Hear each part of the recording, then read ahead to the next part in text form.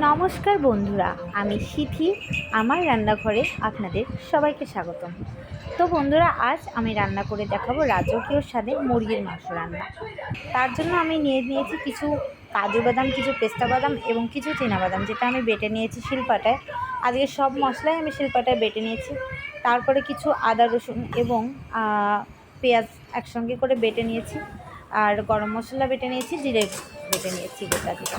তো তারপর কড়াইয়ে সামান্য পরিমাণে তেল দিয়ে দুটো দারচিনি দিয়েছি।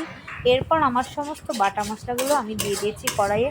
একটু ভালো করে নেড়ে চেড়ে আমি এতে অ্যাড করে দিয়েছি একটু জিরের গুঁড়ো আর শুকনো লঙ্কার গুঁড়ো এবং কিছুটা ক্রাশ করে রাখা ধনে গুঁড়ো।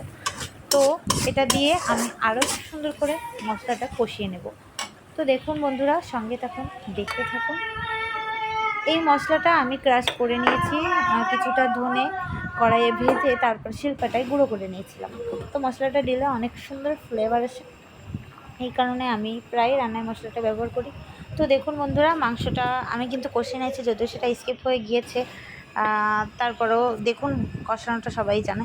তো খুব সুন্দর করে কষিয়ে নেওয়ার পরে আমি এতে পানি দিয়ে দিয়েছি। আর সামান্য পরিমাণে আমি আর কি কাটা দুধ এখানে দিয়েছি। তো দেখুন, খুবই সামান্য পরিমাণে 2 টেবিল চামচের মতো। আর যেটার কারণে আর কি মাংসের একটা আলাদা ফ্লেভার আসে, খুব সুন্দর। যাই হোক, আজকের রান্নাটা একটু অন্যরকম স্বাদের।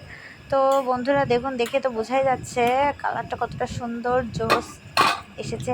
আমি কিন্তু আজ আমার কাছে অল্প পরিমাণে মাংস ছিল, 4 থেকে 5 পিস, যে কারণে আমি কিছু কলিজা, মুরগির চামড়া এবং পা ছিল সেটা অ্যাড করে দিয়েছি, যাতে রান্নাটা একটু বেশি হয়। আর এই একবার মতো রান্না করলেই আমার আর 2-3 সাজ প্রায় রান্না করা লাগে না। তার কারণ ছেলের বাবা অফিসে খায়, তো ওই রাতে বাসায় খায় আর সকালবেলায় খেয়ে যায়। আর ছেলে, আমরা 3 জন মানুষ, আমাদের খুব বেশি টাইম লাগে না, এই কারণে অল্প স্বল্প করে রান্না করছি। পরিমাণটা তো দেখলেনই, আপনাদের যেরকম পরিমাণে রান্না করা লাগবে মেজারমেন্ট সেই অনুযায়ী করবেন।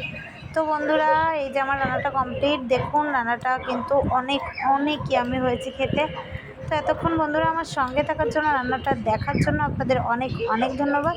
যদি আমার রান্নার ভিডিওগুলো ভালো লাগে তাহলে চ্যানেলটিকে সাবস্ক্রাইব করে পাশে থাকবেন এবং লাইক, কমেন্ট, শেয়ার করবেন, অনুরোধ রইল।